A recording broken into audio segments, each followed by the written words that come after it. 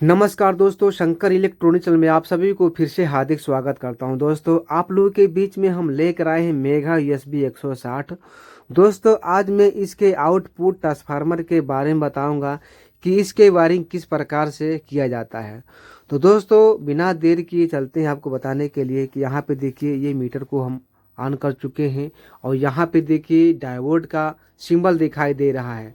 यहाँ पे हमने डायोड पे किया है और यहाँ पे देखिए इसका सिंबल दिखाई दे रहा है डायोड का। तो इसको हम एक बार देखिए आपस में शॉर्ट कर ले रहे हैं, देखते हैं यहाँ पे रीडिंग क्या बता रहा है। यहाँ पे रीडिंग 0 0 बता रहा है। अब इसको हम जांच करेंगे दोस्तों, तो देखिए यहाँ पे ये क्या बता रहा है। तो यहाँ पे 0 0 बता रहा है और यहाँ पे भी 0 0 बताएगा। तो दोस्तों, इधर का बिल सही है। अब इधर का हम चेक कर लेते हैं, देखते हैं इधर क्या बता रहा है। तो यहाँ पे देखिए, तो यहाँ पे भी सही है और यहाँ देखते हैं तो यहाँ भी सही है। अब देखते हैं यहाँ पे जांच करने के लिए, तो यहाँ देखिए 0.001, ठीक है। इसको हटा कर देखते हैं फिर से, तो 0.002 बता रहा है दोस्तों। तो पहले लूजिंग कर रहा था, अब सही बता रहा है।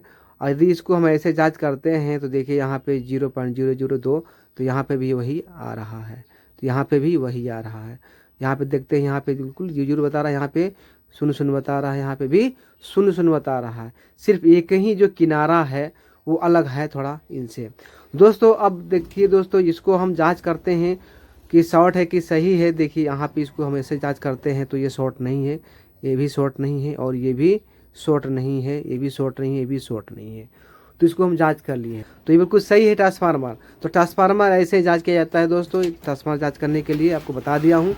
अब चलते हैं यहाँ पे, इसको लगा करके बताते हैं किससे इसको यूज करें, कैसे लगाएं।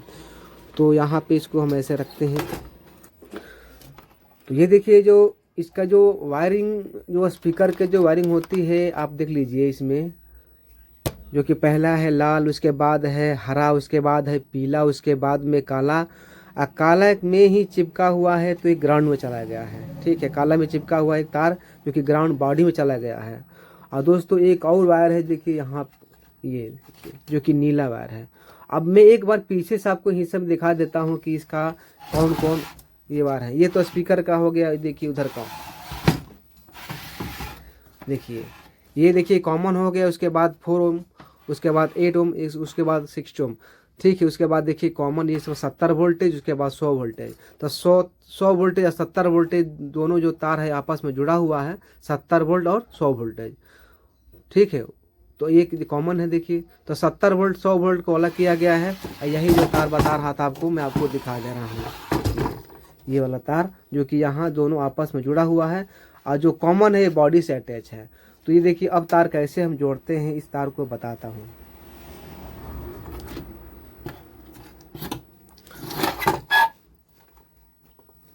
तो देखिए पहले क्या है, पहले हम क्या करेंगे, पहले हम काला तार जोड़ेंगे, ठीक।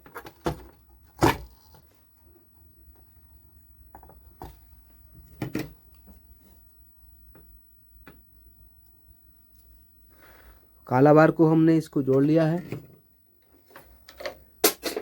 इसके बाद हम पीला बार को जोड़ेंगे।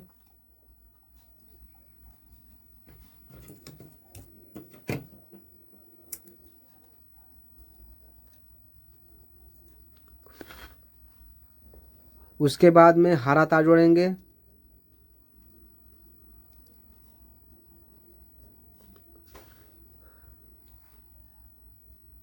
इसके बाद हम लाल तार जोड़ेंगे।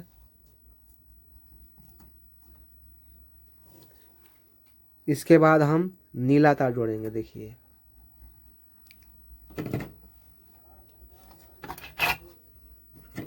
तो नीला बार जोड़ दिए दोस्तों, ठीक है। अब एक तार और बचा है देखिए, जो कि हरा तार है ये। अब हरा तार जो है ये कैसे जोड़ा जाएगा, तो यहाँ पे जोड़ा जाएगा। ये हरा में इसको हम जोड़ देते हैं। तो यहाँ हरा में जुड़ गया। अब यहाँ पे ध्यान देना है कि ये तार जो है आपस में अटैच नहीं होना चाहिए, आपस में लड़ना नहीं चाहिए, अलग अलग होना चाहिए। ये इतना ध्यान जरूर देना है, नहीं तो ये एम्पलीफायर बजेगा नहीं, ख़राब हो जाएगा। अब देखिए, यहाँ पे हमने वायर को जोड़ दिया। यही वायर को देखना है कि ये तार कहाँ गया है। तो इस प्लेट में नहीं गया है, ये डीसी बोर्ड में नहीं गया है। ये वायर देखिए ये नीचे नीचे आया हुआ है, तो नीचे नीचे आकर के इस बोर्ड में आया हुआ है, बीटी बोर्ड में आया हुआ है। आपको दिखाता हूँ, देखिए ऐसे नहीं, झूठ नहीं बोलना मुझे। ये वायर को देखिए, यही वायर देखिए जो कि इसमें आया हुआ है घूम करके यहाँ पे हरा वायर। अब हरा वायर किस प्रकार से हम इसको जोड़ेंगे, तो देखिए ये जो यही जो लाइन है यहाँ ऐसे आया हुआ है, जो कि यहाँ पे एक रेजिस्टेंस लगाया गया है 150 ओम्स का रेजिस्टेंस लगाया गया है। इससे क्रॉस हुआ है तो उसके बाद में एक पीएफ लगाया गया है 680 नंबर का। तो यहाँ से जब क्रॉस हुआ तो यहाँ पर आ गया। उसके बाद में यही लाइन, ये लाइन यहाँ से आते हुए यहाँ पर आ गया है, जो कि 548 नंबर का ट्रांजिस्टर है, उसके एमीटर जो होता है उस पे चला गया है ये वायर। देखिए बेस का है और ये है इसका कलेक्टर, ठीक है। अब मैं आपको इधर से दिखा देता हूँ। देखिए जो 150 ओम्स का रेजिस्टेंस है,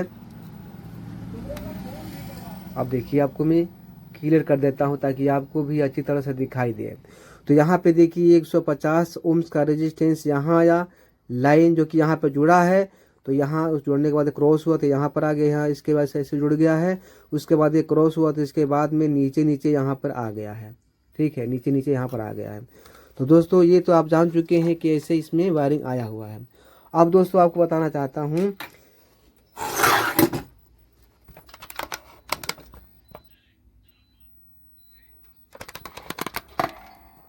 अब देखिए जो ये जो तार है जो कि लाल तार है, और लाल तार कैसे जोड़ा जाएगा तो ये भी आपको बता देता हूँ कि ये लाल वायर जो है 12 वोल्ट सप्लाई के लिए है, जो कि डायोड से होकर आता है।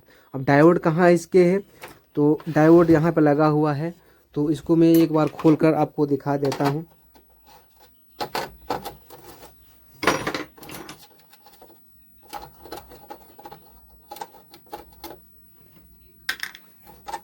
देखिए बात यह है कि देखिए ट्रांसफार्मर के जो वायरिंग है, जो कि एक बीच में है काला वायर जुड़ा गया है, जो लाल तार है ये भी लाल तार है, तो दो तार को आपस में लेकर आया गया है और यहाँ से आकर के इसमें जुड़ा गया है। किस प्रकार से जुड़ा गया है, तो यहाँ पे देखिए, यहाँ पे आपको देखने को मिलता है कि तीन तीन डायोड को आपस में अलग अलग करके बनाया गया है।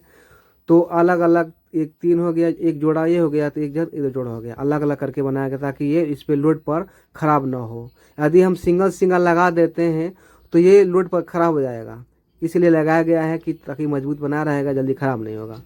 अब बात ये है कि इसमें एक ये दो तीन, एक दो तीन इसको अलग किया गया है, एक दो तीन इसको अलग किया गया है, बीच में यहाँ पे अटैच नहीं है, बिल्कुल अलग अलग है। तो ये ट्रांसफार्मर के जो वायर है यहाँ पर एक तार जुड़ जाएगा, इसके बाद यहाँ पर जुड़ जाएगा, जुड़ गया है। अब देखिए जो ये वायर है, तो ये देखिए इस डायोड के हिस्सा जो है आपको दिखाई दे रहा है, ये एनोड हिस्सा, ये जो सफ़ेद सफ़ेद दिखाई दे रहा है ये कैथोड हिस्सा है। तो ये एनोड हिस्सा से आएगा वोल्टेज, ये कैथोड हिस्सा पे चला जाएगा, तो ये प्लस हो जाएगा। देखिए ये प्लस हो जाएगा, यही वाला तार इधर, ये वाला पूरा तार, ये जो कनेक्शन है, पूरी वायरिंग जो है ये प्लस हो गया है। ये प्लस में कर दिया है, तो यही वायर घूम करके सीधे ट्रांसफार्मर के बगल से फ्यूज एक लगा हुआ है, जो कि आपको दिखा देता हूँ। ये वाला देखिए फ्यूज लगा गया है यहाँ पे, तो ये फ्यूज होकर के यहाँ आया और यहाँ करके सीधे नीचे नीचे चला गया है, नीचे नीचे आकर के ये इधर आया हुआ है, आकर के सीधे यहाँ पर आ गया है। अब यही जो वायर है, यही जो वायर है, तो इस प्लेट में भी चला गया है, इस प्लेट में चला गया है। तो कहाँ पे चला गया है, तो आपको मैं ये भी दिखा देता हूँ कि ये प्लेट में कहाँ पे, इसको हम दिखा देते हैं एक बार कि कहाँ पे जुड़ा गया है।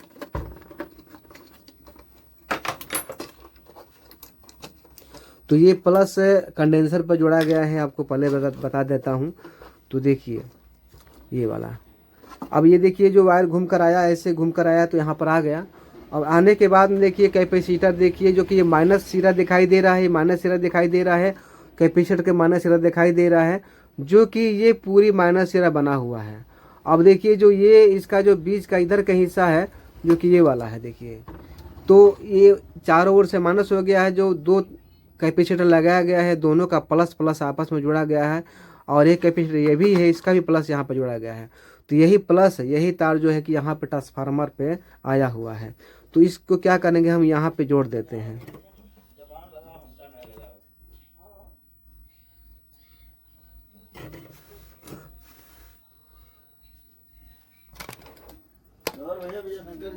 तो यहाँ पे दोस्तों हम जोड़ चुके हैं। अब क्या करना है, जो अब देखिए यहाँ पे ध्यान देना है कि जो लाल वायर है, लाल वायर कहाँ से आया हुआ है। तो ये देखिए ये दो ट्रांजिस्टर को अलग अलग किया गया है।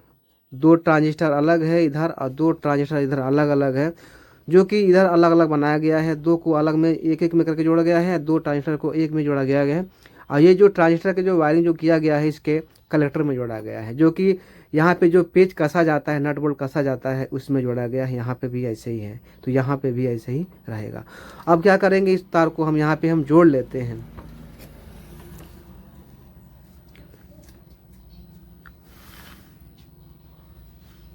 अब जोड़ने के बाद में एक बार क्या करेंगे, एक बार हम चेक करेंगे कि देखते हैं कि हमने वायर को जोड़ा है सही कि नहीं जोड़ा है। चलते हैं इसको हम चेक करने के लिए एक बार। कितना बुरा लगता है जब बादल हो और बारिश न हो, जब जिंदगी हो और प्यार न हो, जब आंखें हो और ख्वाब न हो, जब कोई अपना हो और कोई पास न हो।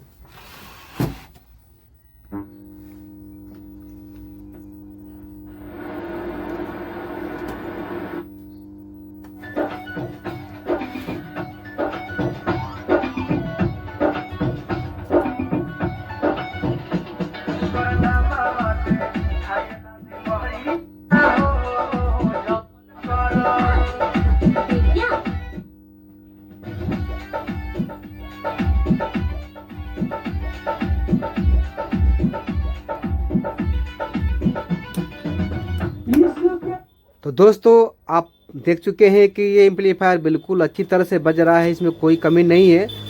तो वायरिंग बिल्कुल अच्छी तरह से जोड़ा गया है। दोस्तों ये वीडियो आपको कैसा लगा, यदि वीडियो आपको अच्छा लगता है तो प्लीज़ लाइक जरूर कीजिएगा, दोस्तों आपसे रिक्वेस्ट करता हूँ। तो ठीक है दोस्तों, वीडियो को समाप्त करता हूँ। वीडियो में बनने के लिए धन्यवाद, थैंक यू। जय हिंद, जय भारत, वंदे मातरम।